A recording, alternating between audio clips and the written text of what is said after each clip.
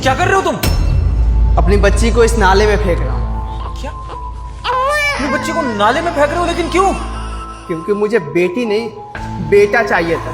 3 सालों से मन्नत मांग रहा था कि मुझे बेटा हो, क्योंकि अपना वंश आगे बढ़ाना चाहता था। पर हुई ये बेटी जिसका मुझे काम नहीं है, इसलिए इसकी जान लेना चाहता हूँ इस नाले में फेंक कर। अभी फेंक दे। अरे रुको, कैसे बाप हो तुम? भला अपने ही खून को कोई नाले में कैसे फेंक सकता है? अरे ठीक है, बेटी है तो क्या हो गया? कौन से जमाने में जी रहे हो तुम? 21वीं सदी है ये। बेटा बेटी सब बराबर होते हैं। और खुशनसीबों की बेटी हुई है। लक्ष्मी का अवतार होती है बेटी, माता रानी का स्वरूप होती है। तुम इसको फेंकने जा रहे हो? कौन से नरक में जाओगे तुम?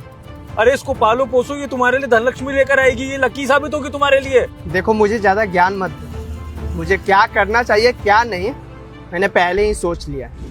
आपका ये ज्ञान मेरे ऊपर ना कोई असर नहीं करेगा। बेटी कोई लक्ष्मी की अवतार नहीं होती है, बल्कि जेब से लक्ष्मी जाती है।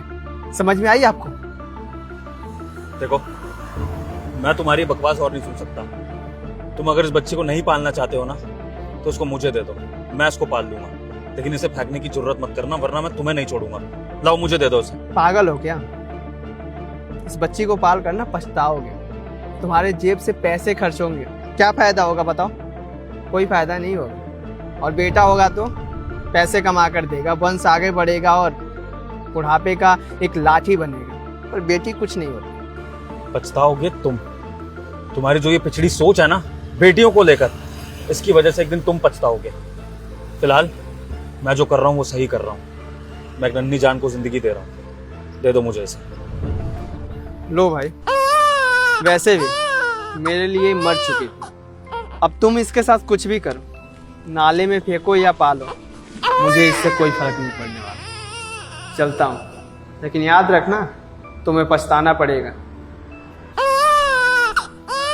क्या बेवकूफ आदमी है, अपनी बच्ची को मार रहा था।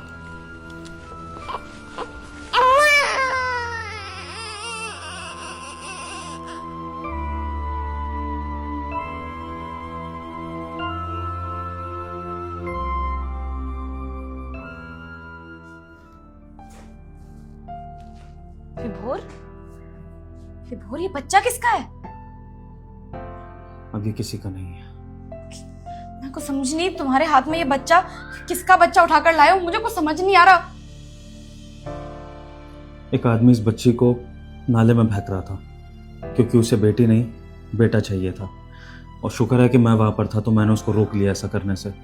फिर मुझसे बहस करने लगा, तो मैंने कहा कि छोड़ो उसको, तुम फेंको मत, मैं इस बच्चे को पाल लूंगा।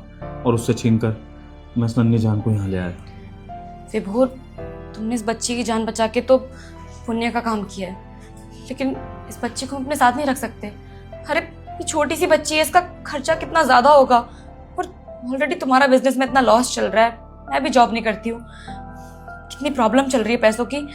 हम इसका मेंटेनेंस कैसे अफोर्ड करेंगे? कोई बात नहीं अमृता, जहाँ 2 सूखी रोटी हम लोग खाते हैं, वहाँ थोड़ा सा दूध इस बच्चे को भी पिला देंगे। अब देखो, वो आदमी इसको नाले में फेंक रहा था, इसकी जान चली जाती, उससे तो अच्छा ही है ना कि यहाँ थोड़े बहुत कम खाने पीने में से लेकिन पल जाएगी, इसकी ज़िंदगी बच जाएगी। और इसके बड़े होने के बाद देख लेंगे, अगर हम इसको नहीं पाल पाए तो किसी ऐसे परिवार को दे देंगे जहाँ पर बच्चे की ज़रूरत हो और जहाँ पर रिसोर्सेज भी ज़्यादा हों। लेकिन फ़िलहाल इस बच्चे की जान बचना ज़रूरी है। ये भूखी भी होगी, इसके लिए दूध का इंतज़ाम भी करना है।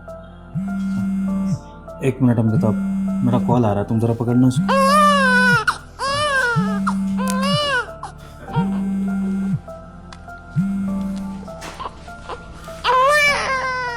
हाँ जी वकील साहब, क्या बात कर रहे हैं आप? तो सब कुछ सॉर्टेड है? ठीक है ठीक है ठीक है, हम कल आ जाएंगे। सारी डॉक्यूमेंटेशन रेडी रखना आप। डन। ठीक है sir, thank you so much, thank you. क्या हुआ विभोर, कौन था? अमृता, जो हमारी प्रॉपर्टी का केस अटका हुआ था ना पिछले 4 सालों से, वो सॉर्ट आउट हो गया है और प्रॉपर्टी लीगली हमारे नाम हो गई है। वकील साहब का भी अभी कॉल आया कि ऑपोजिट पार्टी हार चुकी है और हम केस जीत गए हैं। ये तो बहुत अच्छी बात है। कितने टाइम हो गया हम लोगों को कोर्ट कचहरी के चक्कर काटते काटते। मैंने तो उम्मीद ही छोड़ दी थी और आज एकदम से खुशखबरी। ये सब कुछ इस बच्चे की वजह से हुआ है। चमत्कार हुआ है आज, क्योंकि इस घर में लक्ष्मी ने प्रवेश करा है। और देखो, इस नन्ही जान के कदम पड़ते ही हमारा वो केस सॉल्व हो गया जिसकी कोई उम्मीद नहीं थी। अब हम इस प्रॉपर्टी को बेचकर अच्छे खासे पैसे लेकर इस बच्ची को अच्छे से पाल सकते हैं, है ना? और एक बात बोलूं, इसका जो भी बाप है ना, वो बहुत पछताएगा एक दिन। उसके घर में तो लक्ष्मी आई थी, लेकिन उसने कदर नहीं की। बताओ, इतनी छोटी सी जान को कोई नाले में फेंक सकता है?